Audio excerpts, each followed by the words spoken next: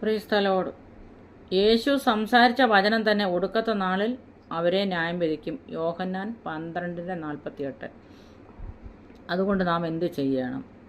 മാനസാന്തരപ്പെടണം. അപ്പോസ്തല പ്രവൃത്തി 17:30-31. വിശ്വാസത്തിൽ നിലനിൽക്കണം. യെശയ്യാവ് 28:16.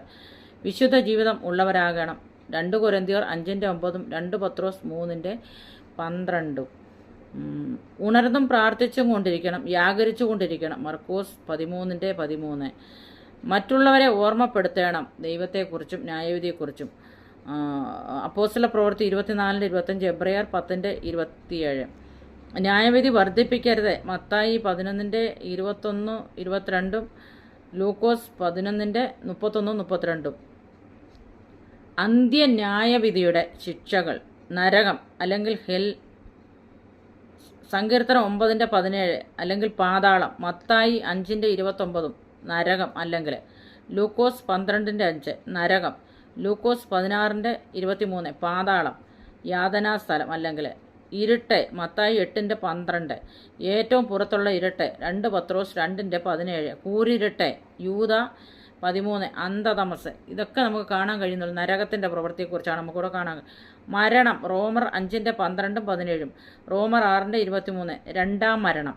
ന്യായവിധിക്കുള്ള പുനരുദ്ധാനം. യോഹന്നാൻ 2:29, വെളിപ്പാട് 20:12-17. നിത്യ ലജ്ജയ്ക്കും നിന്ദയ്ക്കുമുള്ള പുനരുദ്ധാനം പാപം ചെയ്യുന്നവരെക്കുറിച്ച്. ദാനിയേൽ 12:2. നിത്യനാശം. സങ്കീർത്തനം 52:5, 92:7, 2 തെസ്സലോനി 1:9-10.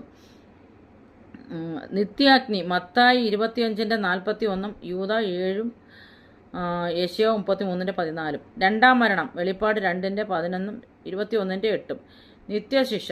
മർക്കോസ് 3:29. ദൈവക്രോധം. യോഹന്നാൻ 3:36. ദൈവക്രോധ മദ്യം. വെളിപ്പാട് 14:10. അഗ്നി ഗന്ധകങ്ങളിലെ മാനദണ്ഡം. വെളിപ്പാട് 14:11. ചാകാത്ത പുഴുവും കെടാത്ത തീയുമുള്ള സ്ഥലം. യെശയ്യാവ് 66:24. തീപ്പൊയ്ക. വെളിപ്പാട് 20:15.